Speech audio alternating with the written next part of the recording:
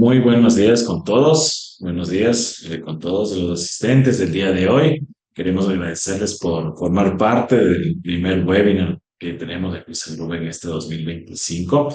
El día de hoy nos vamos a enfocar en todo lo que es esta nueva sección financiera de la tesorería bancaria y cómo esta gestión puede impulsar mucho más el crecimiento de los bancos. Vamos a ver una charla muy interesante sobre algunos datos que hemos recopilado que nuestro speaker y invitado el día de hoy nos ha traído.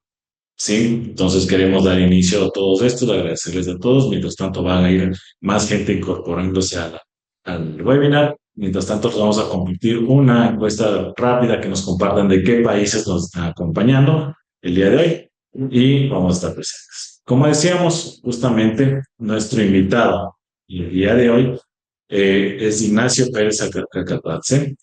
Ignacio es nuestro consultor estratégico en toda la parte de finanzas y también todo lo que es estrategia de financiera y nuevo consultor en nuevos negocios. Ignacio Pérez es un reconocido consultor empresarial con más de 25 años de experiencia en estrategia financiera. Actualmente lidera la integración de Pisa Tesorería 360, que es la solución de tesorería bancaria en Pisa. Ignacio ha sido pieza clave en la implementación de soluciones tecnológicas estratégicas para tesorerías en Colombia, Venezuela y Centroamérica. Su trayectoria incluye el diseño de herramientas de administración de riesgos en ABN AMRO Bank Ecuador, donde impulsó la modernización de procesos en mercados de América Latina y el Caribe. A lo largo de su carrera ha desarrollado estrategias financieras para bancos como Banco Popular Ecuador, Banco Andino en Colombia, Banco Fineves en Venezuela, además de brindar consultoría a multinacionales como Novartis, Bayer, BASF en la gestión de tesorería. Su formación incluye título de Economía en la Universidad Católica del Ecuador, certificaciones avanzadas en derivados financieros por Harvard University y finanzas corporativas por London School of Economics, además de la prestigiosa designación CFA obtenida en 2001.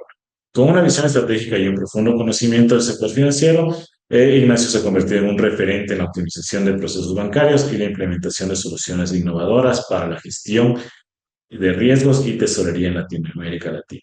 Sin más preámbulo, le paso el paso a Ignacio, por favor, para que te puedas presentar y compartas con nuestro público.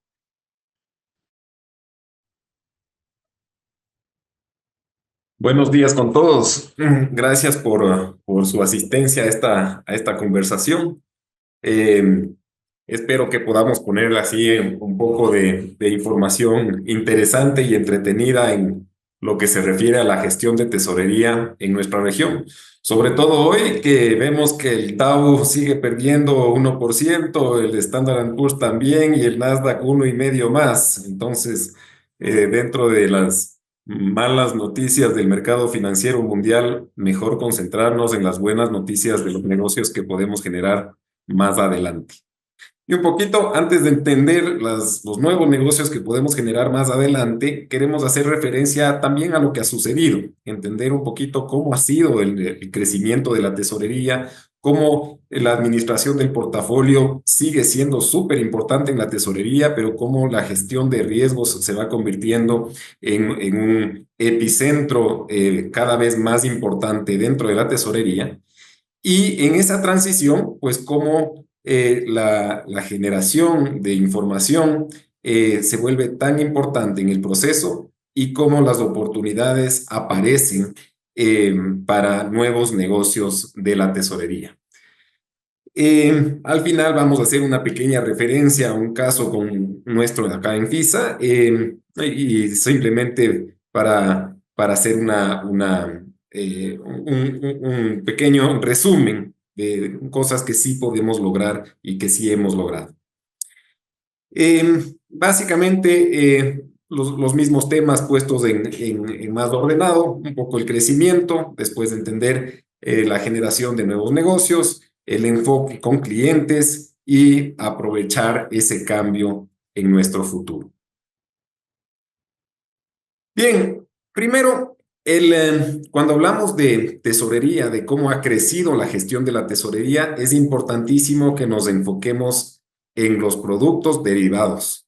En realidad, la gestión de la tesorería, bueno, evidentemente la gestión de liquidez que vaya desde préstamos interbancarios a temas de repos simultáneas, hasta inversiones en portafolio, no dejan de ser muy importantes, pero son nuestro negocio tradicional en la tesorería. Pero cómo ha ido creciendo en relevancia en la negociación de productos derivados, sí es la novedad. Podemos referirnos un poco a cómo hemos mejorado la eficiencia en el uso de recursos hacia cartera y cómo los portafolios de negociación tienden a ser más importantes que los portafolios al vencimiento. Sí, pero no son cambios dramáticos ni súper relevantes en lo que vamos a conversar el día de hoy. Sí podemos, en cambio, hacer referencia a cambios importantísimos en el comportamiento de derivados. Veamos este caso, por ejemplo, que es la negociación de swaps de tasa de interés que se ha compensado o que se está compensando en el Chicago Mercantile Exchange. Claro, como no tenemos información global para todos los países, pues necesitamos unos pocos indicadores que nos puedan dar idea de cómo va la evolución de los negocios. Y fíjense que aquí, siendo información que no es tan reciente, es del 2016 al 2020, vemos una tendencia que no ha parado y es un crecimiento importantísimo en la negociación de derivados y solamente los que pasan por el Chicago Mercantile Exchange. Estamos hablando de que tenemos crecimientos de 80% en las divisas más negociadas, en las G4, peso mexicano, el real, el peso colombiano y el peso chileno. Y en las 17 divisas fuera de ese grupo de los cuatro, crecimientos enormes de 240%, que bueno, de pronto no son tan significativos en dólares porque son mercados más pequeños, pero que nos está dando una idea de cómo este mercado es cada vez más importante. Haciendo referencia a países específicos, por ejemplo, en Chile tenemos un crecimiento importantísimo también en todos los productos. Miren, aquí tenemos derivados de tipo de cambio o tasa de cambio en más oscuro, de tasa de interés en verde y de inflación en azul. Es clarísimo cómo la tendencia en estos últimos 3 años ha sido de crecimiento, sobre todo en tasas de interés. Esta es información de Banco Central, porque ahí básicamente se registran lo que eran los OPSI, que ahora son nuestros derivados. Pero vemos un crecimiento y una preocupación cada vez más importante por el efecto de cambios de tasas de interés. En México, similarmente, aquí tenemos en azul la parte de swaps, y es que, por supuesto, los forwards han crecido de manera muy importante, sobre todo hasta el 2015, y del 2015 en adelante como que la parte de forwards en México ya quedó más estancada, pero los swaps no dejan de crecer. O sea, estamos con crecimientos de más del 20-30% anual. Entonces, esos crecimientos que estamos viendo en derivados, lo que nos están diciendo es que nosotros desde la tesorería tenemos un foco de negocio que es cada vez más relevante y que no necesariamente lo estamos aprovechando. Un tercer país interesante también, Colombia. Bien, en Colombia la parte de tasa de cambio no deja de crecer. La parte de tasa de cambio está en el azul más claro. Y claro, fuera del periodo pandemia, que es ese huequito en el lado de la derecha, y que se nos vuelve un poquito menos relevante, la tendencia es clarísima de crecimiento. Y por supuesto, el crecimiento en recuperación después de pandemia es monstruoso, pero la tendencia es súper, súper clara. No nos muestra aquí a finales de 2023, pero efectivamente en tasa de interés también tenemos un crecimiento muy importante en Colombia, crecimiento que se dio sobre todo en los años del 2015 al 2018 con implementaciones de coberturas propias de algunos bancos en Colombia y que este momento justamente han retomado importancia. Sobre todo después de un año 2023 en que en Colombia sufrimos una crecida de tasas de interés más que relevante. En general, nos está hablando Verified Market Research de que el crecimiento el crecimiento neto, es decir, neto de inflación, va a ser de más del 10% en toda América Latina. Y si vemos que ahí había algunos mercados más maduros, como el de México que veíamos antes, estamos hablando de crecimientos de dos dígitos medios en muchos de los países de América Latina para los próximos 5, 6, 7 años. Si es que eso se cumple, claro, los montos de crecimiento van a ser súper importantes y estamos hablando de que el mercado de derivados debería estar creciendo en los próximos 5 años un 30%, 40%, 50%. Es un foco de negocio muy, muy importante. Y es que efectivamente, si es que siempre hemos tenido en la tesorería las importantes mesas de trading, de negociación, de manejo de portafolio, de los portafolios, también los estratégicos a vencimiento disponibles, sin duda hemos crecido muchísimo en la cantidad de gente, recursos y movimiento y negocio que pasamos hacia el manejo de riesgos. Y cuando hablo de manejo de riesgos, hablo de posiciones propias y de terceros. El ALCO, tradicionalmente hace 20 años, pues simplemente manejábamos curvas de tasas de interés que íbamos a manejar en cada caso. Este momento estamos hablando de cómo van a ser nuestras estrategias de cobertura, de contabilidad de cobertura, propias para cada institución bancaria. Y es que, bueno, ese también es un tema importantísimo. Si algo nos dejó de lección adicional los años 90 es cuando teníamos los derivados como productos fuera de balance, los famosos OPSI. Y en el 98, cuando empezaron a caer los grandes problemas de derivados, probablemente uno de los mayores siendo Enron, los derivados tuvieron una reputación terrorífica y bien ganada. Enron por eso quebró. Y por eso en el 98 nos apareció el FAS 133 del Fastboard y en las NIC nos apareció la NIC 39 años seguido para que podamos controlar mejor los derivados. Tan importantes se nos vuelven los derivados en la administración de posiciones propias y de terceras. Y es que efectivamente, dentro de la parte propia, siempre los bancos hemos tenido gran capacidad de administración de las posiciones cambiarias. Se nos vuelven mucho más eficientes con los forwards y las opciones sobre tipo de cambio, sin duda, pero en la administración de la posición cambiaria siempre ha estado ahí. Regreso al tema Enron y la mala reputación de los derivados, porque también es cierto que muchas instituciones dejan de hacer derivados y forwards inclusive de manera más activa por la incapacidad de manejar un control clarísimo de cuáles son los riesgos inmersos y cuáles son los PIGs atribuibles a cada operación y a cada tipo de negocio. En tasas de interés, el tema es muchísimo mayor que el tema cambiario.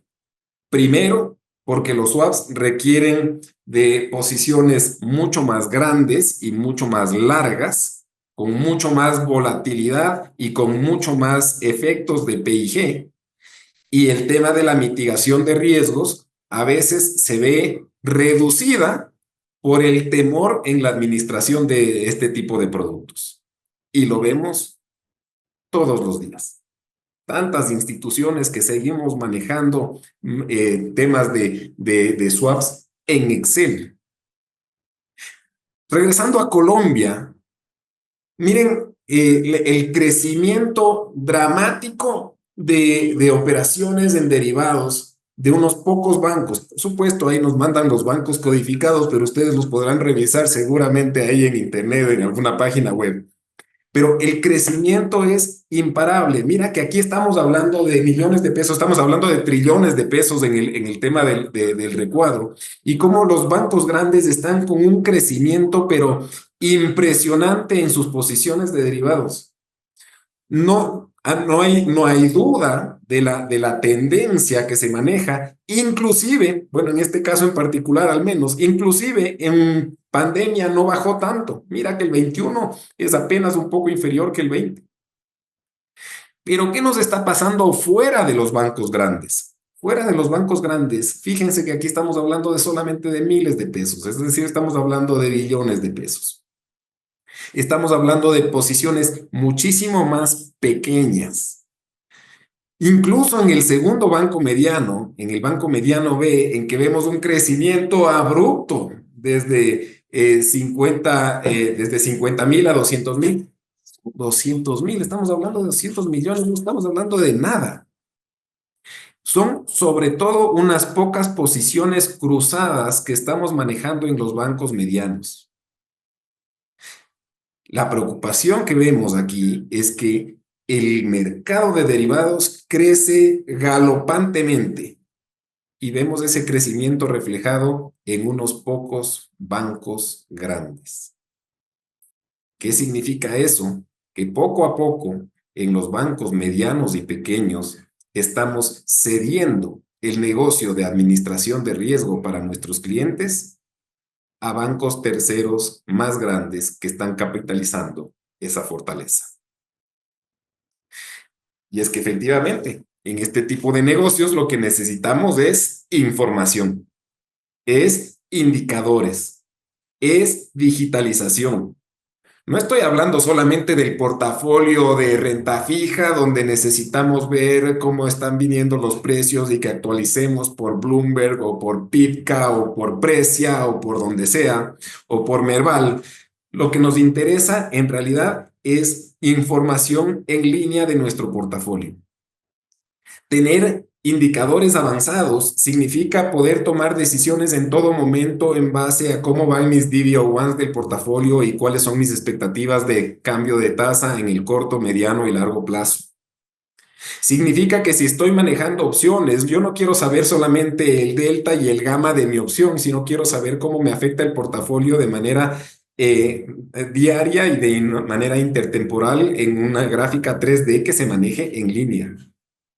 Estoy hablando de que cuando estoy haciendo una negociación o cuando me cambia un precio de mercado, yo tengo clarísimo mi PIG. Y cuando veo clarísimo mi PIG, no solamente me interesa mi PIG global, sino cuáles son mis stop losses y cuánto es atribuible a cada tipo de gestión. Cuando hablo de automatización, no hablo solamente de tener un sistema donde yo pueda registrar las operaciones y que me genere documentación normativa. Es lo mínimo que puede hacer cualquier sistema. Cuando hablo de automatización, estoy hablando de que los límites y los controles sean en línea y que mi capacidad de análisis sea inmediata. Y si no tenemos eso en derivados, tenemos toda la razón para sentirnos nerviosos. ¿Cómo hacemos para que esa capacidad de análisis y automatización no sea exclusiva de unos pocos? Creemos que la digitalización transforma la tesorería para que sea un área estratégica, no solamente en administración de portafolio, y digo solamente entre comillas, porque la administración de portafolio todos sabemos que es hiperrelevante. La tesorería, siendo un área de pocas personas, normalmente es responsable de un presupuesto o de una proforma de utilidades enorme. El PIG per cápita en la tesorería es mayor que la de cualquier área del banco. Entonces no hablo de solo portafolio, sino además de portafolio. Esos son los mercados y oportunidades que podemos trabajar. Y efectivamente, en muchos bancos ya vemos un crecimiento importantísimo en las áreas de distribución. Ya vemos cómo el tema del manejo de derivados no es solamente un tema propio, que sí lo debemos gestionar, sino que además es un tema de nuevos negocios que podemos generar para con nuestros clientes. En el lado de la izquierda, ahora vemos un poco de los contratos, cómo va evolucionando los miles de contratos. Y básicamente lo que nos está diciendo esto es que los contratos de derivados son cada vez más chiquitos. Ya no hay que ser Nestlé e IBM Norteamérica o Enron en su momento para hacer operaciones de derivados. Las empresas pequeñas y medianas son igualmente, requieren igualmente de este tipo de servicios, son un segmento de mercado que está ávido de este tipo de productos y que si no los ofrecemos en los medianos y pequeños bancos, lo ofrecen los más grandes y peor, los concentrados bancos internacionales. Entonces, localmente, ¿cómo ofrecemos algo nuevo, algo distinto? No podemos hacer tan explícito nuestro rezago tecnológico en algo así. Al contrario, tenemos que buscar la oportunidad para crecer y competir.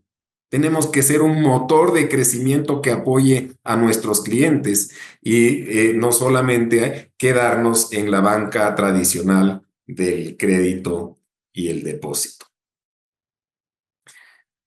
Solo una referencia, solo una referencia. En Banco Nacional de Costa Rica es un banco que en Costa Rica es grande, pero Costa Rica es un mercado relativamente pequeño, no porque el país sea pequeño, porque los bancos son de activos importantes, sino en cuanto a la necesidad de sofisticación para clientes, porque no hay tantos clientes grandes y medianos que estén requiriendo derivados. En Costa Rica, con Banco Nacional, que es el principal banco en Costa Rica, pero otra vez dentro de un mercado relativamente pequeño, que sí, tienen sus 13.000 o 13 billones de dólares en activos, con 2.000 clientes, qué sé yo. Pero tenían una necesidad muy puntual, que era, mira, tenían ahí unas emisiones de bonos a tasa variable y querían hacer contabilidad de cobertura, lo típico, el típico uso de derivados. Y así es como empezamos a trabajar en esta consultoría y en esta implementación con el banco para lograr administrar de buena manera estos riesgos de tasa de interés. Un tema muy puntual. Pero conforme uno ve los temas puntuales, uno encuentra todas las decisiones que puede ir tomando para los distintos negocios. Si en el 2009 empezamos con los temas de swaps, en el 2012 estábamos trabajando ya todos los derivados cambiarios y las posiciones de divisas, y en el 2016 estamos hablando de todos los derivados de portafolio y las posiciones de inversión. Inversión hablando desde repos hasta los mismos portafolios de cada caso, y por supuesto también el lado de la deuda o de la financiación de la tesorería vía deuda subordinada, deuda internacional, empréstitos corresponsales, qué sé yo. Pero básicamente lo que estoy diciendo es que conforme uno encuentra estas oportunidades en productos específicos, uno va identificando las oportunidades en cada uno de los otros productos. Y por supuesto, pues ya que este webinar es organizado por FISA, pues ahí está un poquito de propaganda también. Nos sentimos orgullosos de haber participado en esa transición de Banco Nacional hacia una oferta de valor a sus clientes mucho más completa y competitiva. Les cuento un poquito acerca de la aplicación de tesorería en FISA. FISA Tesorería 360. En FISA Tesorería 360 es una aplicación que justamente está enfocada en permitir que bancos que no necesariamente cuentan con el presupuesto para ir a los grandes mundiales de sistemas de software puedan tener una excelente calidad, no solamente en la automatización, sino en la generación de información y en la capacidad de decisión de sus productos. Dos temas que son importantísimos: somos súper flexibles en la forma de implementación y somos súper flexibles en la estructura necesaria dentro del banco. O sea, la rueda del coche no sirve para nada si no se la puede acoplar al coche, por supuesto, tiene que funcionar así. Que podamos crecer con el banco conforme el banco necesita distintos productos. Mira, a este momento puede ser que necesito swaps sin opciones, o puede ser a la inversa, o puede ser que estas son mis urgencias y estas no, y que sea un partner que pueda crecer con el banco.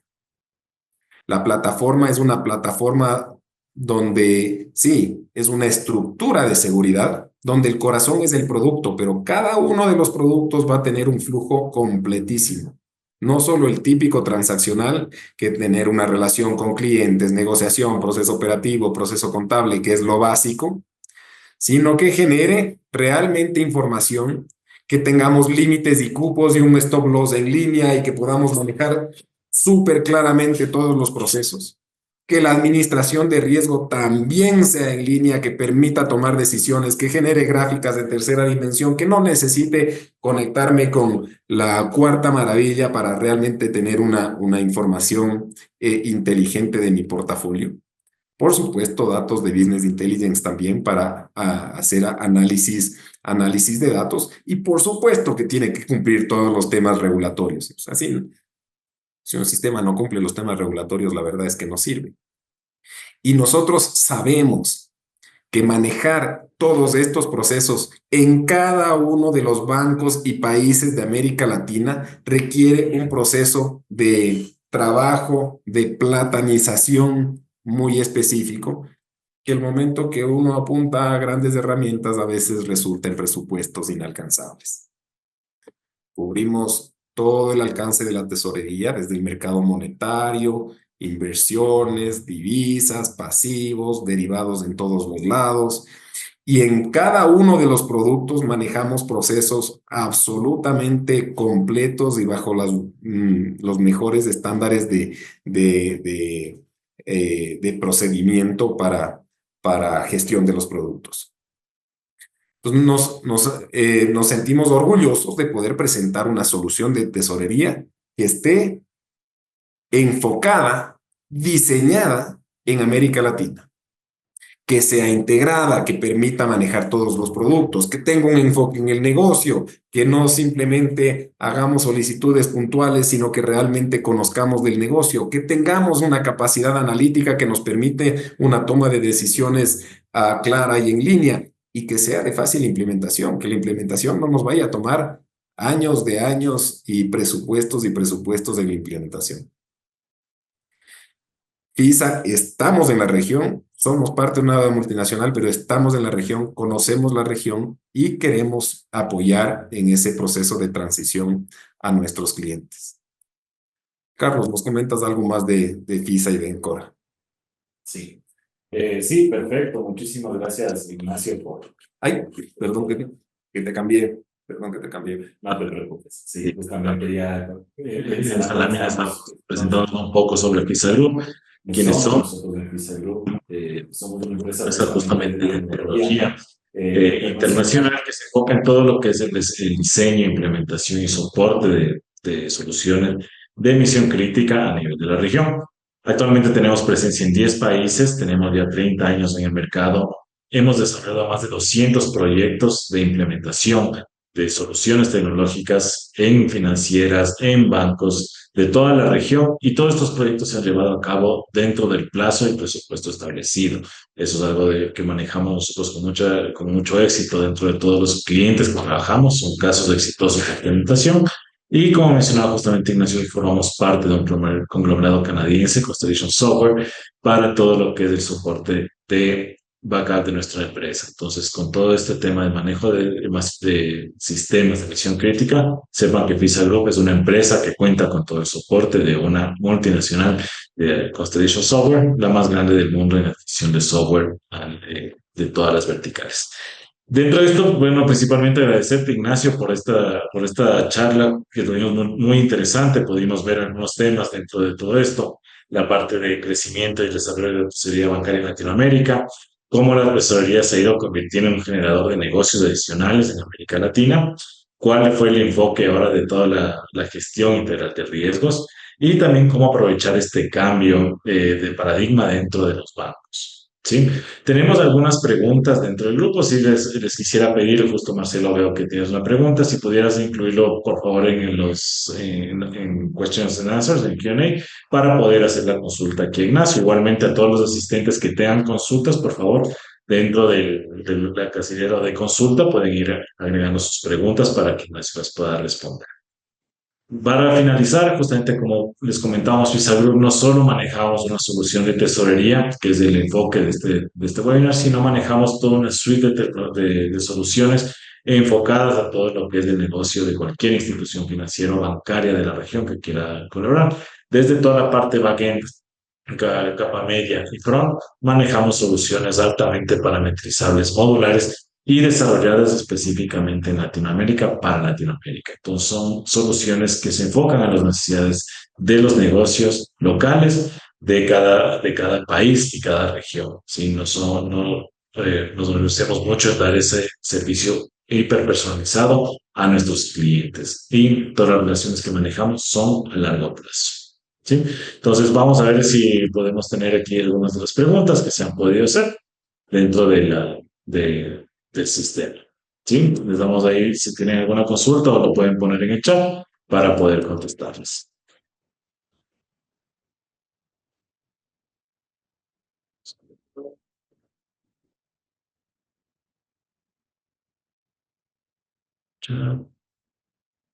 ¿Sí? Dicen igual si quieren ya hacer alguna pregunta, sino para poder dar, igual agradecer a Ignacio por el webinar. Igual si tienen alguna consulta adicional, aquí justamente tenemos una pregunta de Sofía Castro. Sofía Castro pregunta, Ignacio, con el cambio político de Argentina, ¿cómo ve usted el cambio bancario de este país? Súper importante. En realidad, nuestros mercados, si tienen algo en común, es el cambio. Tenemos reglas de juego siempre divergentes, siempre cambiantes y con cambios que son absolutamente pendulares, en donde un tiempo de relativa estabilidad viene seguido por un tiempo en que todo puede pasar. Entonces, en realidad, los mensajes que recibimos de los distintos estados políticos en los que nos encontramos son súper importantes para nuestras definiciones de cuáles son nuestras estrategias de cobertura y cuáles son nuestras necesidades de cobertura, porque es lo que hace una diferencia en que nos sintamos más o menos cómodos con una determinada exposición, con un determinado riesgo. Sin embargo, la capacidad de que nosotros podamos tomar posiciones cómodas dentro de cada institución es algo que es absolutamente independiente de la coyuntura política. No quiero moverme hacia el uno u otro lado en la política económica argentina. Lo que sí es clarísimo es que la Argentina está haciendo su deber muy bien como un alumno de primer nivel el momento que presenta cada uno de sus reportes de avances e indicadores al Fondo Monetario, lo cual da una relativa tranquilidad al mercado y a cada uno de los partícipes, tanto en la banca como en el sector empresarial. Pero esa es una situación que no debe afectar nuestra necesidad de tener una capacidad de monitoreo y de definición de nuestras posiciones de riesgo.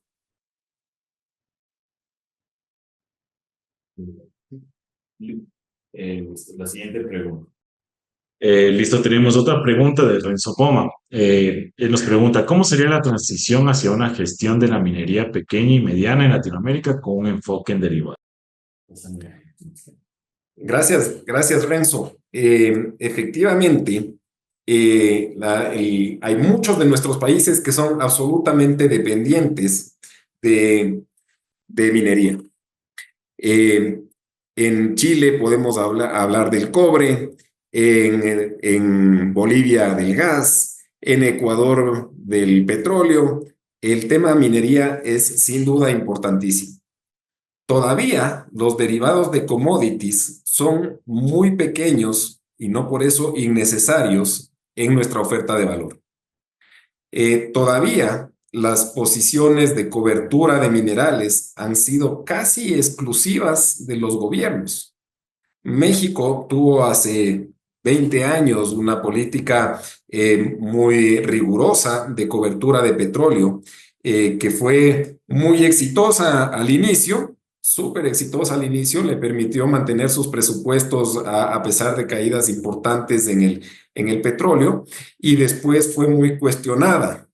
El problema de nuestros temas políticos en ese sentido es que cuando fue muy cuestionada, eso normalmente está asociado con juicios de peculados y otras cosas que son independientes de una estrategia de cobertura. Entonces, sí, primerito hay que romper el prejuicio de que el éxito de la cobertura esté en la utilidad del instrumento. El éxito de la cobertura está en la capacidad de sentirme cómodo mientras me dedico a mi negocio. Y en ese lado, en el tema de coberturas de minerales, por supuesto, súper importante en varios de nuestros países, y ojalá a nivel de banca local empecemos a ofertar un poquito más, porque este momento esas coberturas se toman casi exclusivamente en Estados Unidos.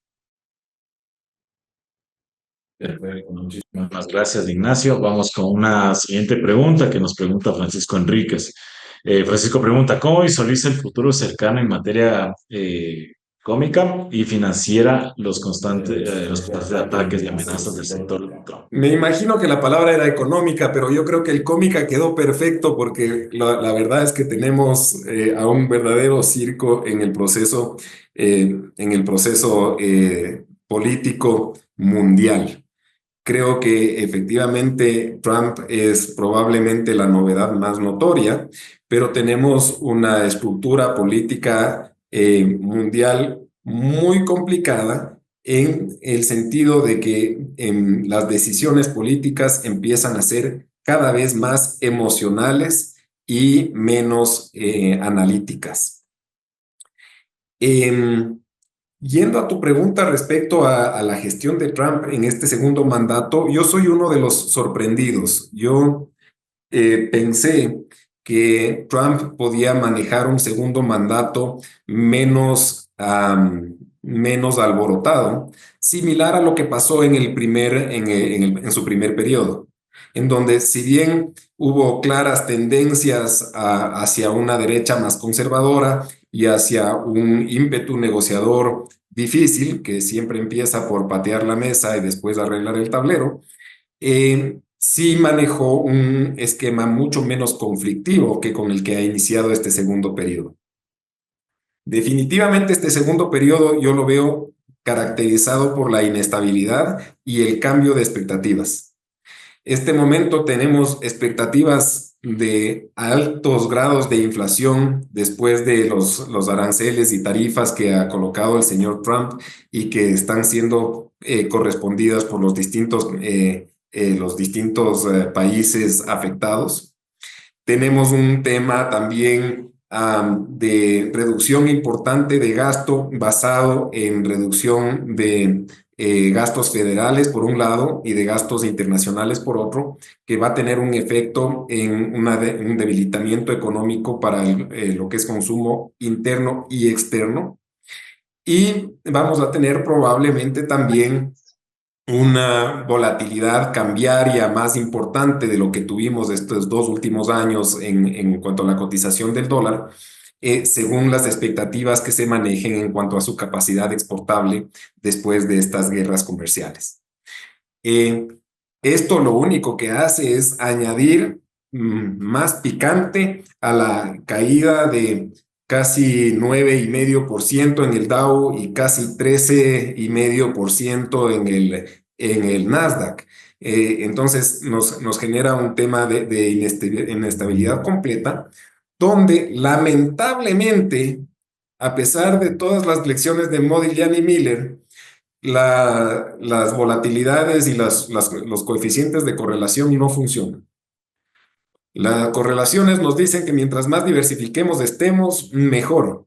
La realidad nos muestra que cuando las cosas están mal en secciones importantes del mundo, tiende a haber un esquema de contagio que hace que las correlaciones no funcionen.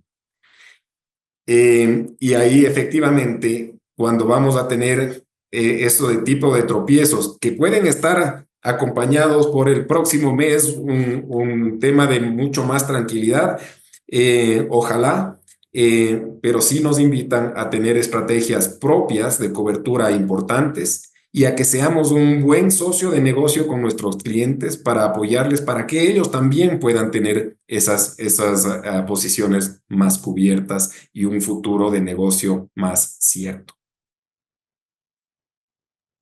Perfecto, Ignacio, muchísimas gracias. Vamos con la última pregunta, justo de Nelson Suárez.